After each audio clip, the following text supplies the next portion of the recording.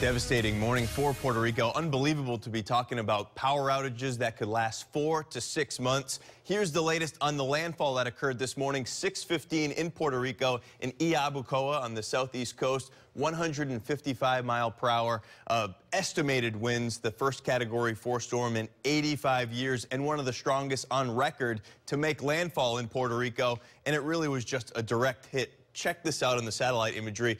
Couldn't really hit Puerto Rico more squarely there. And as we get zoomed in, we can show you that the eye has become cloud-filled over the last several hours as the storm has interacted with the mountainous terrain of Puerto Rico, weakening it slightly, but it could re-intensify just off the north coast of Puerto Rico. It's expected to re-emerge into the Atlantic over the next couple of hours, perhaps intensify a little bit heading into the early part of the day tomorrow, then make its turn to the north, eventually passing well off to our east. Want to show you this as we move on into the weekend. This is the probability of tropical storm force winds passing just to the north of the Dominican. The best chance, although that area, the northeastern part of the Dominican, will be seeing those tropical storm force winds. Then as we continue to move through time here, passing through, this is Friday, Saturday, and eventually on Sunday, want to show you that the core of the storm is expected to pass about 500 miles off the east coast of Florida. So the impacts along the east coast, likely some high surf,